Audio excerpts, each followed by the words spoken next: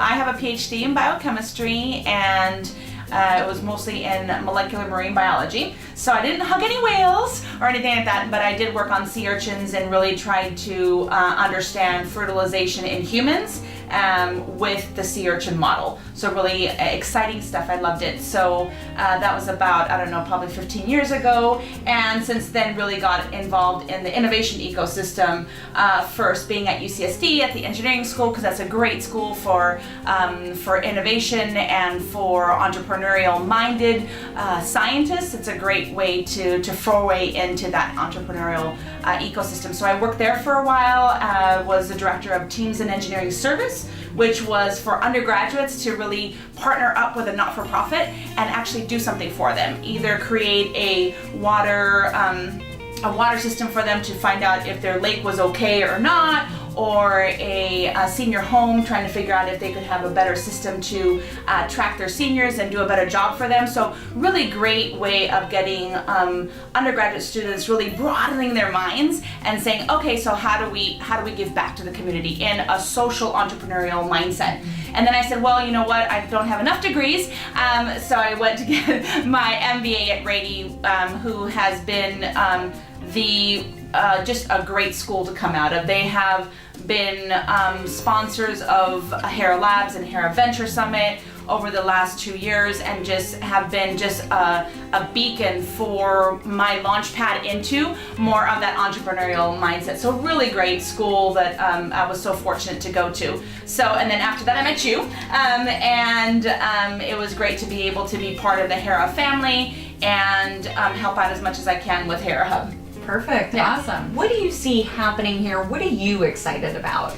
Yeah, I'm an angel investor myself, so I only invest in female entrepreneurs, so I really have that gender lens already built into my DNA, and I never have a lack of deal flow. A lot of people say, well, San Diego doesn't have deal flow. Well, I don't have a lack of it because I put myself out there. Yeah. And those ladies put themselves out there saying, you know, can I have a conversation with you? Yeah. And I said, yes, we can. It's been wonderful. So, and the difference between here, it's like we have great venture capitalists and angel investors, male and female, that really want to grow San Diego. I think that that's the greatest thing about San Diego, is that, you know, we know innovation resides here. We know that capital resides here. Might not be the volume that we see in the Bay, but we're very dedicated to growing this ecosystem here, and supporting each other. So I know that one of the venture groups, Analytics Ventures, whenever they have a female startup, they call me up and they say, hey, you know what, do you want to look at her? Let's see if we can synergize and invest in her together. That, I don't know if that happens necessarily. I mean, probably it does happen in the Bay, but really feel like we both want the San Diego ecosystem to grow. Centers like J Labs really want to help promote innovation. Of course, they have an amazing facility for startups. I have one of my portfolio companies there, CureMatch at J Labs, and they are just doing phenomenal work, and they're able to connect with different people. But not just that, but J Labs hosted the first ever Women in Bio pitch session. And that was awesome to be able to say, hey, you know what, let's collaborate, let's have it at J Labs, because that's where it needs to be. And these startups had that way of being able to present their work there in front of angel investors, in front of lawyers, in front of startup advocates, and it was just a great way to build that community. The Hera family is really solving the whole innovation value chain, from the incubation of businesses as Hera Hub, and having that community of great women and gurus, and really helping each other out and networking, and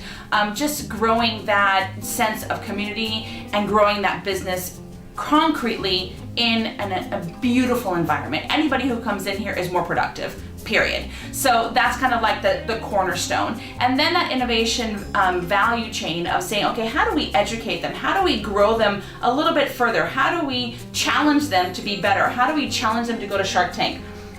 We've had a couple of them that fill out applications after they go through Hera Labs. How do they do a great Kickstarter campaign? You know, so we kind of bring that out into Hera Labs. And then your question about Hera Angels and Hera Fund is really doing access to capital. So we have access to space, access to education and knowledge, and access to capital. And that access to capital is really intricate. You can either have an angel group that personal angels invest in other women, so it's very intimate, very much like, I love what you're doing, I love you, and really investing in each other. So that really is how the Hera Angels plays a role in that chain. And then Hera Fund is a developing fund for early stage investments. So that early stage, as everybody knows, is so hard to get funding. It's that valley of death. You can call it 1,000 different things.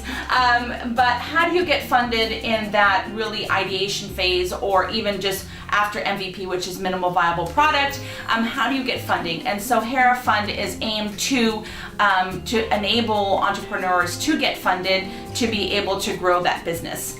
So, and then Hera Angels, we have about 25 loosely associated female angel investors. They have been educated by collaborations. We're all about collaboration in building the female ecosystem. So we have educational opportunities through Pipeline, through 37 Angels, through Golden Seeds, and through Rising Tide Fund.